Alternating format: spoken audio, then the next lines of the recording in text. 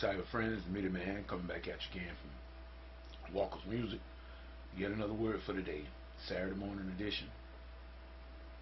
We'll give God the praise and the glory. And we give him all the honor for life, health, and strength for as well as it is. Taught us this morning with the finger of love and our eyes flew wide open. We see another day that we've never seen before. One that we never will see again. And for that we give him honor and we give him all the praise. Giving a shout out to you too, fam, for Baby Justice. Also the Big Papa JT, well as Mama JT. We give y'all your honor and your accolades to the End Time Harvest Game. Every one of you know what time it is.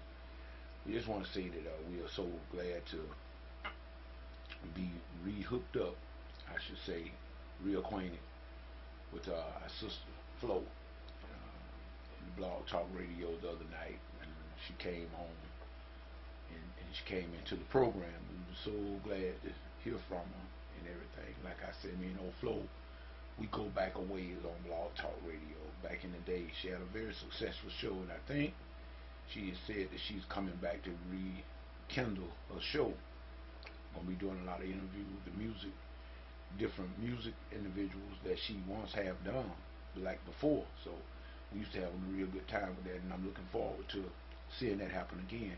Because like I said to Flo, and I say to you, every one of you, it is end time harvest, people, and we need to get our act together. There's no time for all this here animosity, no time for all this here bickering and fighting and kicking against one another and all that kind of stuff like that. No time for that. It's not about that.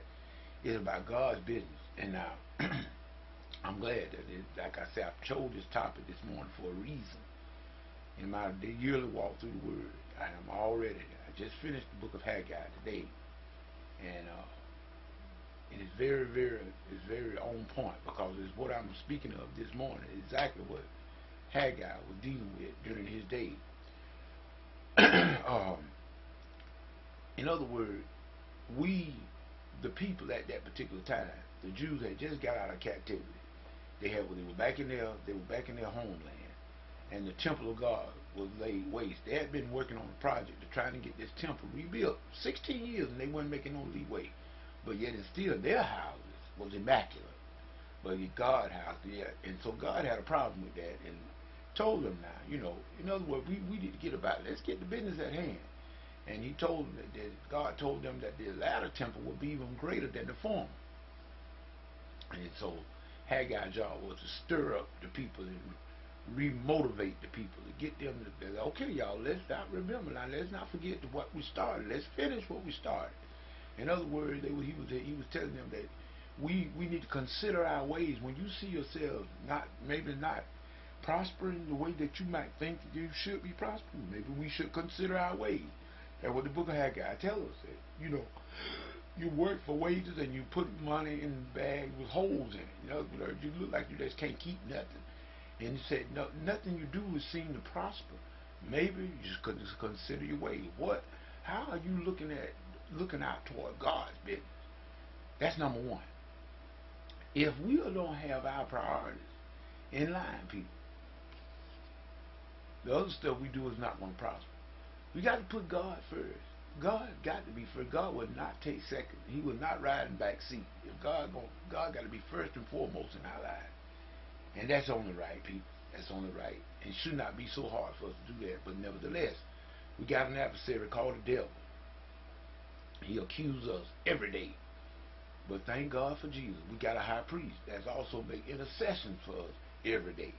This is why I tell people, about this here teaching and this here loose teaching now going on about the grace of God. I'm yet to having to deal with that. And I'm asking God to really. People teaching that too loosely for me. In other words, they're making it seem like, now I hope I'm wrong, but they're making it seem like that's a license to sin, and I don't see God's grace as that. Matter of fact, the Word of God does not say that anyway. So with that being said, people, I want us to rethink why we do things. In other words, let's not become so jealous and envious of others that make us stop doing what we do. You can't. And one thing I always say, I can't help how other folk feel about me. I can't help that. But I can help the way I do and treat them. See, I can't help how people treat me, but I can help the way I treat them. And so with that being said, you can't make anyone do anything. In other words, give people what they want. If if people decide that they want to move out, like I saw, bro, one of JT's videos not too long ago, said let people go. Sometimes you have to let certain folk go. So if you have to let them go, let them go. In other words, that may be God getting them away from you or getting you away from them because they are hindering you. Could be now. Not saying that might be so, but that could be it. So in other words, whatever we get into, if God is not in it, it best to come out of it anyway. If God ain't in the thing, He gonna come to nothing. You can bet that. I don't care what it is. I don't care what you start, whatever it might be. If God is not the central, and if He is not the central focus, it is not about Him, it's gonna come to nothing anyway. You can bet that. You can count. You can go to the bank on that. So with that being said, this is Middleman saying again, whatever you get into, if God is not in it, come on out of the people. God is gonna come to nothing. With that being said, this Middleman saying peace. Goodbye.